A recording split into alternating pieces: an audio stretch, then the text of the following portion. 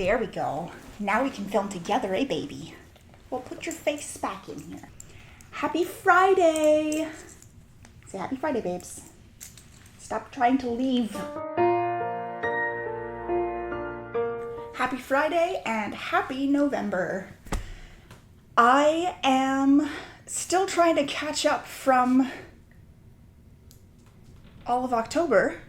I did not accomplish all of my reading goals. I wanted to start The Name of All Things on the day it came out on the 29th, and that didn't happen. I did start it yesterday. I still have something like 20 hours left, and I am enjoying it a lot. Now, the thing about the first book, The Ruin of Kings, is that I loved it primarily for the style. It was written as evidence to a queen about this event at the end of the book, and then kind of everything that leads up to it. And half of it was from Kieran's point of view when he was telling his story, so that was in first person, and half of it was from Talon's point of view, and she was a mimic, so it was actually from the point of view of everybody whose memories she had absorbed through eating them. And I just really liked the way that went with the concurrent timelines and the way that it ended on a cliffhanger and alternated chapters back and forth. I really enjoyed that. But of course, that's a very unique style. So the fact that it did all wrap up with that event at the end of the book, rather than spanning it across several books, kind of leaves the question of, can the author do it again in another book? I was a little bit, I had a little bit of trepidation, I will say so. But I'm really enjoying the way that Jen Lyons wrote The Name of All Things. It is similar, but not identical. So she's making it into her own thing, her own book, kind of separate from the first one, but in a similar vein, and I'm really enjoying that. It's also evidence, but presented to a different person, and it is... And the narrator this time is not a scholarly type fellow who is trying to get every detail as correct as possible and giving all the context. The narrator in this case, who compiled everything, is a little bit sarcastic, and I'm enjoying her narrative and like the way she's poking fun at the guy who did the last one too. This book takes place 2 days after the closing of the last book, and although Kieran is in it, it takes place when he reaches this tavern in Jorat, which is basically his location. He was trying to go to Jorat, but not to a specific location in Jorat, and he winds up meeting the woman that he had met when, in the afterlife, that he's kind of had visions about throughout the entire first book. And she knew about him, so she kind of fixed the odds so he would come to her because she needs his help slaying a dragon. And he was like, yeah, you've got to be kidding me. It's a dragon. I can't do that.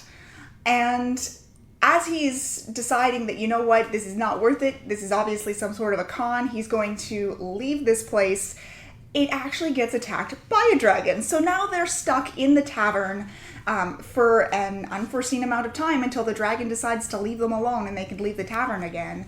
So in the meantime, they're telling a story. And it's not Kieran telling the story this time, it is Janelle and her companion Cone.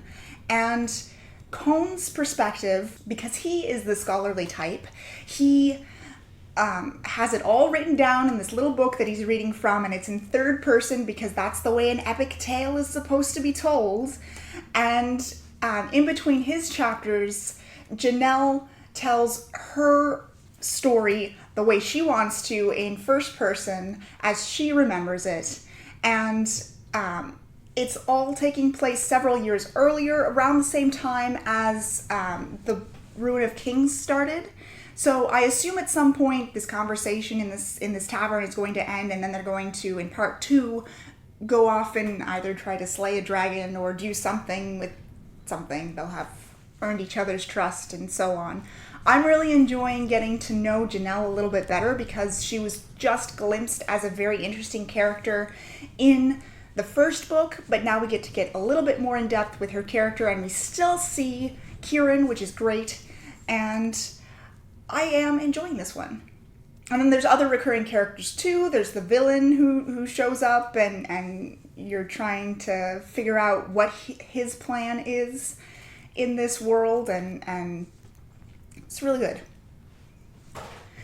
So that's my plans this weekend. I'm going to be reading that as much as possible. It is also National Novel Writing Month, so I've got a write-in tomorrow, and I'm going to start writing my picture books for Harriet, because she's due to arrive very soon. And yeah, hopefully it will be a very good weekend, despite the raging wind going on right now.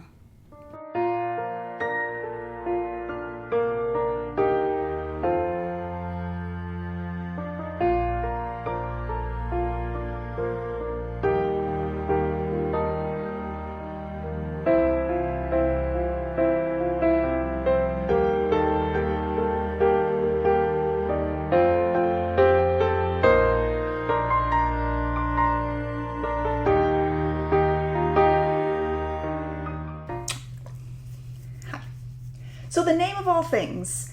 I have not finished the book. I'm actually losing a little bit of steam, and not only because he's got his big nose in this film. I started out relieved that it was written in the same sort of style as the first book. The Name of All Things was presented as evidence to somebody, and you're just gonna leave your big nose in there? So The Name of All Things was in the same way presented as evidence. There was first and third person narration, but it doesn't have that quality of the first book. I'm thinking because of two reasons. Hi, baby. The first reason is because although it's in first and third person, in the first story it made a lot more sense to be in that style. Because Talon had absorbed so many different memories from so many different people, the third person narration was from a bunch of different people. But in this one, it's just from Cone's perspective. And although they're doing alternating chapters again, it's still not the same because it's not alternating timelines either. So I don't feel like, oh, I've left off on a cliffhanger, I must read the next chapter. I'm just kind of slogging through it, which obviously is not what you want in a sequel.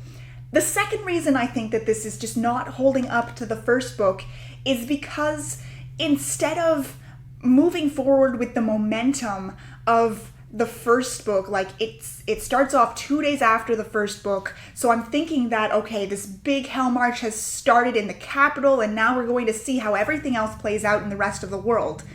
No, actually they're stuck in a tavern where she's going through her history in the past, however 4 or whatnot years that the last book took place from his perspective. So instead of moving forward in the book, we're actually just going backwards and seeing what she's been doing this entire time.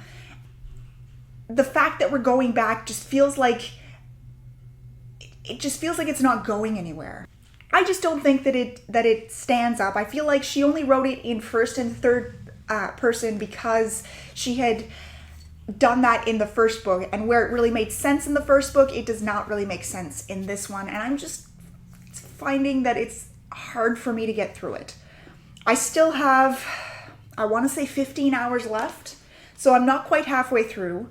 I will be continuing to read it. I want to read it all the way through and actually progress in the story because I love the first book so much. I don't know if I'm going to continue reading through it right now. I might put it down, read the library book that's shortly going to have to go back to the library, and then pick it back up again. Like I said, it's just a little bit disappointing to me, which is sad for me to say because I was so excited about it. Well, as much as I'd love to gush about books, that's just not the case at the moment. I will certainly be back next weekend when I hope to pick up something that I am enjoying a little bit more than the one that I picked up this weekend. And in the meantime, I hope you have a wonderful weekend. Happy reading. Baby, stop trying to leave. You have to be in the film. You have to